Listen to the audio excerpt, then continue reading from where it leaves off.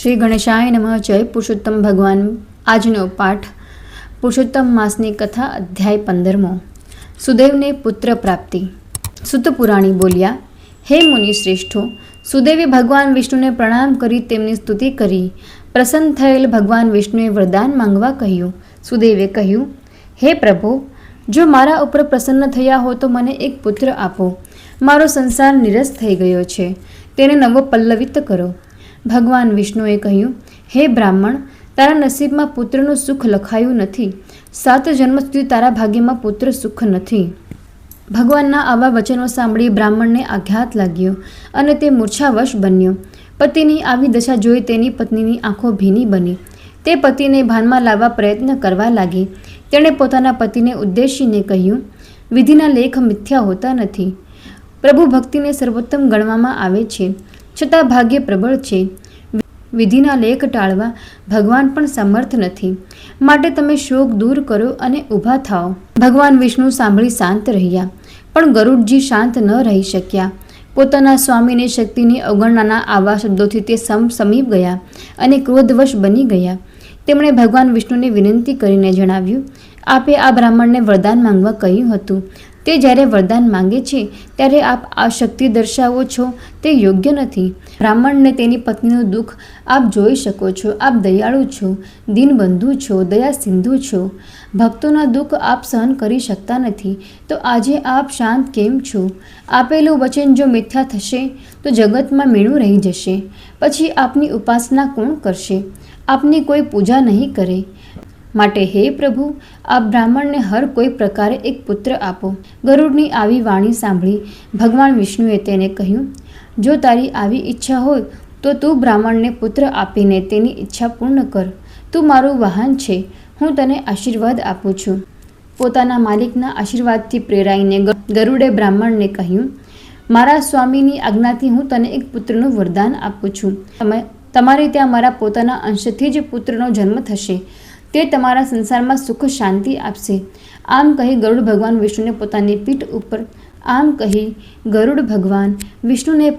પીઠ ઉપર બેસાડી વૈકુંઠ ધામ લઈ ગયો. શ્રી બૃહદનારદીય પુરાણના પુરુષોત્તમ મહાત્મ્યનો સુદેવનો પુત્ર પ્રાપ્તિ નામનો 15મો અધ્યાય સંપૂર્ણ. હવે પુરુષોત્તમ માસની પાવન કથા વાંચીએ.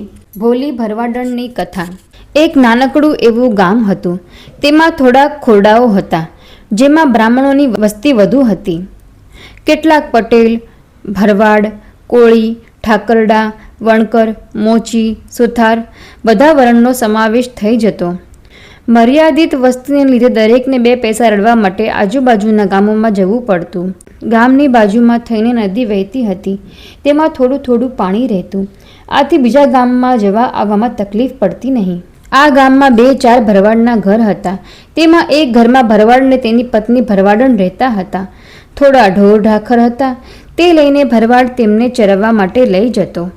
જ્યારે ઘરના કામમાંથી નવરી પડે એટલે ભરવાડણ બાજુના ગામમાં દૂધ વેચવા જતી. તેનું નામ ભોળી હતું. સાચે જ તે ભોળી હતી. પુરુષોત્તમ માસ આવ્યો. ગામના ઘણા લોકોએ પુરુષોત્તમ વ્રત ચાલુ કર્યું, એટલે ભોળીએ પણ બધાની સાથે પુરુષોત્તમ માસનું વ્રત ચાલુ કર્યું. તે રોજ સવારે વહેલા ઉઠી નદીએ નહાવા જાય અને કથા વાર્તા સાંભળે. આમ કરતાં કરતાં પુરુષોત્તમ માસ પૂરો થતાં ઉજવવાનો દિવસ આવ્યો. ભોળી મૂંઝાણી. તેણે એક બ્રાહ્મણને જમાડવાનો વિચાર રાખ્યો. ભોળી આમંત્રણ આપવા એક બ્રાહ્મણને ત્યાં ગઈ. તેણે જમવા આવવા ના પાડ્યું. બીજા બ્રાહ્મણ પાસે ગઈ. તેણે પણ ના પાડ્યું. તેને ત્યાં કોઈ બ્રાહ્મણ જવા તૈયાર ન હતો, કેમ કે બ્રાહ્મણો જાણતા હતા કે ભોળીને ત્યાં જમવા જઈશું તો ભોજનમાં ઘેંસ અને છાશ જમવા મળશે. આથી કોઈએ પણ આવવા હા પાડી નહીં. બ્રાહ્મણને જમાડ્યા વગર વ્રત કેમ પૂરું થાય? આમ વિચારી નિરાશ થઈ તે 2 દિવસ સુધી જમી પણ નહીં. ઘરનું કંઈ કામકાજ કર્યા વગર નિરાશ વદને 2 દિવસ સુધી બેસી રહી. તે મનમાં ને મનમાં પુરુષોત્તમ ભગવાનને યાદ કર્યા કરતી. છેવટે પુરુષોત્તમ ભગવાન તેની વહારે આવ્યા. બટુક બ્રાહ્મણનું રૂપ લઈ તે તેના ઘર પાસેથી પસાર થવા લાગ્યા. ભોળીએ જોયું કે બટુક બ્રાહ્મણ પસાર થઈ રહ્યા છે, એટલે ઝટ કરતા ઊભી થઈ તેની પાસે જઈ બોલી, મહારાજ, મારે ત્યાં જમશો? બટુક બ્રાહ્મણ કહે, હા બહેન, જમાડશો તો હું જમીશ. ભરવાડણ કહે, મારે ઘેર તો ઘેંસ અને છાશ મળશે, તે ખાશો? બટુક બ્રાહ્મણ કહે, બહેન, એ મને બહુ ભાવે છે. હું બ્રહ્મચારી છું. મને સીધું આપો, હું જાતે રસોઈ બનાવીને જમીશ. ભોળીએ રસોઈનો બધો સામાન બટુકને આપ્યો. બટુક ઘેંસ બનાવી છાશ સાથે પેટ ભરીને જમ્યા. બાકી થોડી પ્રસાદી ભરવાડણ માટે રહેવા દીધી. ભોળીને બ્રાહ્મણ પોતાને ત્યાં જમ્યા, જેથી ઘણો આનંદ થયો. તેણે મનોમન પુરુષોત્તમ ભગવાનનો આભાર માન્યો. તેણે યથાશક્તિ બટુકને દાન કર્યું. ભોળીને ખબર નથી કે આ તો પુરુષોત્તમ ભગવાન છે. જમ્યા પછી બટુકે કહ્યું, બહેન, મને થોડે સુધી મૂકવા આવો. ભરવાડણ બટુકને થોડે સુધી વળાવવા ગઈ. થોડે દૂર ગયા ત્યાં રસ્તામાં આમળાનું ઝાડ આવ્યું. બાળ સ્વભાવ મુજબ બ્રહ્મચારી તો આ આમળાના ઝાડ ઉપર ચડી જઈને ઝાડને જોરથી હલાવવા લાગ્યા. ઝાડને જોરથી હલાવતા ઝાડ પરથી કેટલાક આમળા તૂટીને નીચે પડ્યા. બટુકે નીચે ઉતરીને ભરવાડણને આ બધા આમળા ઘેર લઈ જવા કહ્યું. ભરવાડણે બધા આમળા પોતાની પાસે એક કપડું હતું તેમાં બાંધી દીધા. બટુકને વળાવીને તે ઘેર પાછી ફરી. 2 દિવસની તે ભૂખી હતી. તેને કકડીને મેં ભૂખ લાગી હતી. તેથી બટુકે રાખેલ પ્રસાદ લેવા વિચાર કર્યો. તેણે હાંડલીમાં જોયું તો ઘેંસને બદલે તે મિષ્ટાન બની ગયું હતું.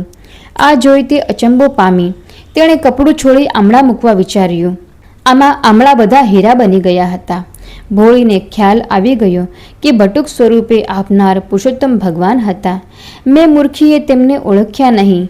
તે તો રોતા રોતા પ્રાર્થના કરવા લાગી, હે મારા વાલા, હે પુરુષોત્તમ ભગવાન, મને તમારા ખરા સ્વરૂપે દર્શન દો, નહીં તો હું માથું પછાડીને મોતને ભેટીશ. મારે આ બધું કંઈ જોઈતું નથી. મને તો તમે દર્શન દો તો બધું આવી જશે. હું કેવી આંધળી કે હું તમને ઓળખી ન શકી. મારી ઉપર દયા લાવી મને દર્શન આપો.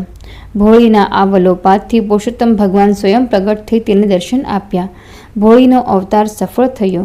બોલો પુરુષોત્તમ ભગવાનની જય. આપને આ વાર્તા, આ પઠન કેવું લાગ્યું તે કોમેન્ટમાં જરૂર જણાવજો અને ચેનલને લાઈક અને સબસ્ક્રાઈબ જરૂર કરજો. ધન્યવાદ.